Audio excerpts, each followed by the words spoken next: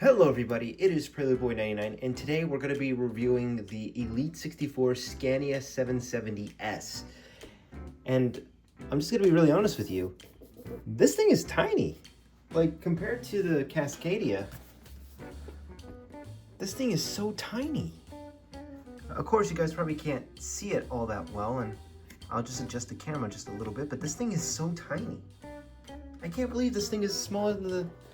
I mean, it looked like it had a similar trailer. I mean, I would assume so. But anyways, we are going to unbox it. So, let's do the honors. Real professional unboxing. So here we have the picture of the trailer. And already, the packaging is fantastic. Mattel has certainly leveled up in their packaging. I'll say that. All right, I'm just gonna take this out. Just gonna move this box aside. The box feels high quality. I like the box. I will say I like the box. So here's the Scania in its packaging. So I'm just gonna take this out. Yeah, it took me a while to get this guy, but I finally got him. I only got one because I didn't really see the point in getting two unless I was going to trade two of them for the Cascadia. But I'm not going to do that. Wow.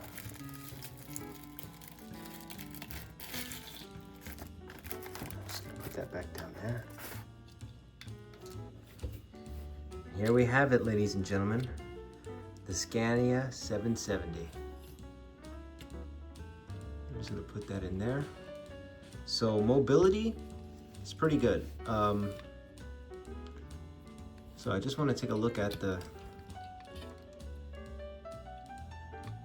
cab itself.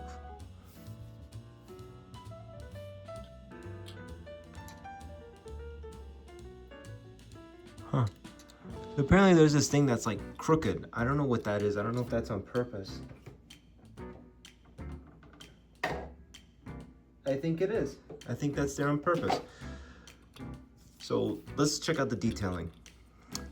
So it has lensed headlights, which is fantastic, and it has a cockpit that you can see inside. Really nice. And I almost spoiled the engine bay section, but red and white and black, good color combo. So you have a detailed backing of the truck, and there goes the bed, the wheels, the detailing, and there goes the metal plating detail back of it. It's fantastic. Now let's go look at the engine cab over. I believe that's what one of my commenters said. It was called a cab over. So there goes the engine. This is a V8. I don't believe this can go any further. I don't want to risk breaking it. But from what I'm seeing, this is a really detailed engine. Not bad. I mean, it is just a piece of... I don't believe this is actually die-cast. No, it actually might be die-cast. No, actually, I believe this is plastic. I believe the engine's made out of plastic. I'm not entirely sure. Let me know if anyone knows for certain. Because I'm touching the casting itself, and it feels metal. I know that's metal. When I touch this, it feels hollow. I believe this is just plastic. So it's not really die-cast metal engine piece. It's just a plastic piece. I don't know how some people are going to feel about that. I mean, I'm okay. I mean, this is already heavy as it is. So here is the bed. I believe this is literally the same thing as last time. Same size. So I believe what we're going to do is we're going to put some Elite 64 castings on it. So the first one I want to put on there is the McLaren that I got recently. I believe this is the M6 GT. Then I'm going to put the beautiful Liberty Walk. It's not Liberty Walk, it's the Advan. Advan Porsche. Porsche. People call it Porsche or Porsche. Like, what do you guys call it? Do you call it Porsche or just Porsche? I call it Porsche, but I believe it's Porsche. So maybe I should just start calling it Porsche. Here is the Fairlady 280Z. I don't believe this is even really a Fairlady. I don't know what exactly this would be. It's not a Fairlady, it's just a Datsun 280Z. It's the Pandem. Oh my god, I love when my comment section correct me. I love it when they correct me. Because it educates me. Like, I would want to know. Okay, so now I'm going to put the Audi R. What is this? This is the Audi... The 2021 Audi RS7 Sportback. I think this one might be the most boring, in my honest opinion. But yeah, I'm just gonna put that in there in a way that won't damage the paint. It's one of the things that annoys me is that when the paint gets ruined.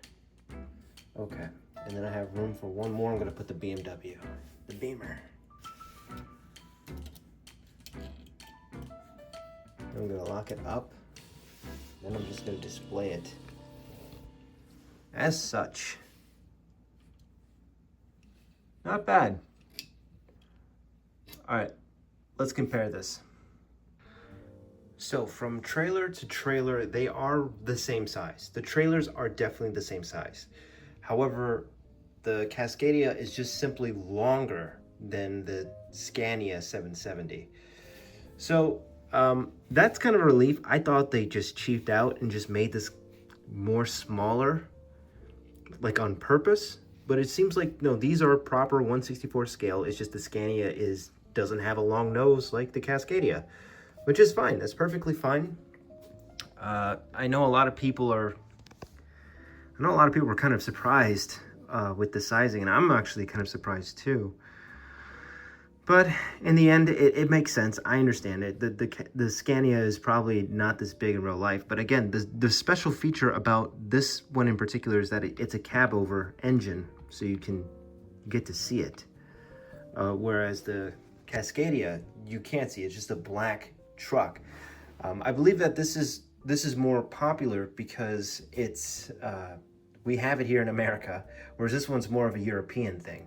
So I think that's why people kind of flock towards the Cascadia. And it's also the very first time that Mattel made a trailer, an actual semi-truck, or a hauler, I should say. And they did a pretty damn good job, if you ask me. I think they did a fantastic job with this casting, with both haulers. I think it's amazing. I'm gonna put this guy on the turntable. The Scania 770S is a fantastic piece. I love the way it sits, how tall it is, and I also like the wheels. The wheels look really good too. It's not just a copy and paste from the Cascadia. It's actually its own thing, so I can really appreciate that. The color combo, red, white, and black, I believe that's like a really good color combo. It's a color combo that I want to see more in Hot Wheels, and unfortunately I haven't seen it very often. But with the Scania 770, it looks fantastic. The lensed headlights also looks really good, and the truck bed looks good. I don't really have any cons to talk about with this casting. I honestly really do like it. The colors look great, the painting looks great, the details look great. I don't understand how this casting isn't talked about as much as the Cascadia. But as you can see, I am swapping out the black trailer with the red trailer, and it works perfectly fine with the Cascadia. As predicted, I didn't think it wasn't going to fit at all, considering they're the same size. Black and red for the Cascadia, it looks good. I like it. I think black on black is still the superior color combo with the Cascadia. But I'm just loading up some of my RLC. I have the Roadrunner RLC from Neo Classics. I was going to make a video about that, so stay tuned for that. And my Porsche 911 993 GT3. I believe that I might have gotten the name wrong. I apologize, but it's the Elite 64 Porsche that came out. And here is the Scania with the black trailer. Now, I think the Scania looks better with the black trailer. You have the white, red, and black cab, and then you just have the black trailer, and it just looks really good. I think just in general, black just matches with everything. So I think the trailer on the Scania looks really, really good. I think it's better than the red one. So I'm just loading it up with some random RLC and Elite 64 castings, and it looks great. Again, I think this is a good piece for those that missed out on the original. Since I'm unboxing Elite 64, I might as well unbox this Liberty Walk Lamborghini Aventador LP 704.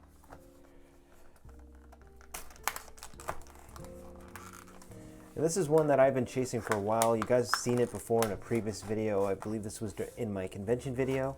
So yeah, I decided to open it. Fuck it.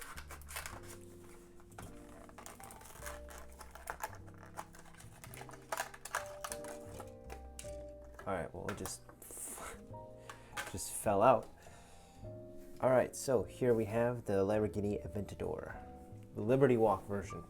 So what makes this thing special is that I believe the rear bumper can come out. Man, I didn't watch any of the videos, but I believe it can come out like that. So you can see the dual turbo with a twin turbo engine. So I believe the spoiler can come off. And I'm afraid, yes, it can. So it literally just slides off. So you pull up, and then you can get rid of the spoiler. So just pull it up like that, and then you just get a regular bumper, and then you can put that back in and get a regular Lamborghini Aventador. No wing, nothing. So that is like the only removable piece, and you can just tell the wheels look fantastic. Of course, you guys can't see it, but look at the wheels. Don't they look marvelous? It kind of looks like the wheels that the Mercedes-Benz, I think it's the AMG G-Wagon. This is the wheels that it should have had. This is a lovely piece. This is not the first time we've seen the Lamborghini Aventador in Hot Wheels. It's been a basics casting, but what makes this one special is that for one, it has mirrors, and for two, you can see the engine inside. I didn't even notice that until I was like fiddling around with it, and now I'm noticing it. It looks beautiful. It looks beautiful. I think I like Elite 64 more than RLC. This thing is fantastic. Such a solid piece. You get everything that you could possibly ever want from a 164 diecast.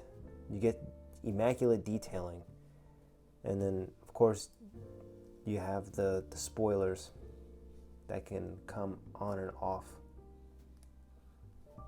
like such. And I do like that. There is one fear, however, and the fear is that you can lose these pieces. These pieces can snap off, and it's not like you can buy a new one of this. It's sold out in the Mattel's Creations, in the Mattel's Creations website. So the only way you would be able to get this is secondhand, and I believe this is going for $25 bucks, maybe more, maybe 30. I'm not entirely sure, but this is such an incredible piece. You can even see just by the body line, like the body, like look at the body kit. You can tell that just the forced induction just goes right through, just really good airflow. I love good aerodynamics in supercars. Solid piece. And here we have the Liberty Walk Lamborghini Aventador LP 704. And this thing looks fantastic. It's stunning. The way the car just sits is breathtakingly beautiful. I did not think this car would look good in person out of the box, but it does. It looks fantastic. It doesn't even look like a Hot Wheels car. It looks like a custom Hot Wheels car. You know how you see some YouTubers, they buy a regular basics castings and then they just completely just do a makeover? That's what this thing is, and it looks fantastic. The little plastic pieces are a bit scary to take off because you can lose them, but overall, fantastic piece. So I guess it all really boils down to preference, if you prefer the Freightliner Cascadia or the Scania 770S. This is more of an American thing, where this is more common in the US, and this is more of a European, European brand. I don't know if this is a brand or the truck style. Either way, this isn't common in my country. So it honestly just depends on preference. I know that the Cascadias are going for more on eBay. I believe now they're selling for 150, I believe, whereas the Scania is selling at 100. And a lot of people are trying to trade two Scanias for a Cascadia, which I think is pretty funny. But I literally think the Scania is just as good as the Cascadia. I don't really have a preference, to be honest. I like the colors of the Scania 770. I like the cab over engine. I like all of it. And the Cascadia is fantastic because it's all black. It's a realistic scale, 1/64 scale, and it just looks really good with my castings. As you can see in the background, I have some RLC parked in the trailer, and it just looks great. So yeah, I think it all boils down to preference. I think both are great. They're fine pieces to have. Yes, the Cascadia is technically bigger, but it's only bigger because the truck itself has a longer nose. Let me know what you guys think in the comments below. Thank you guys so much for watching this video, and as always, I'll see you guys in the next one. Peace.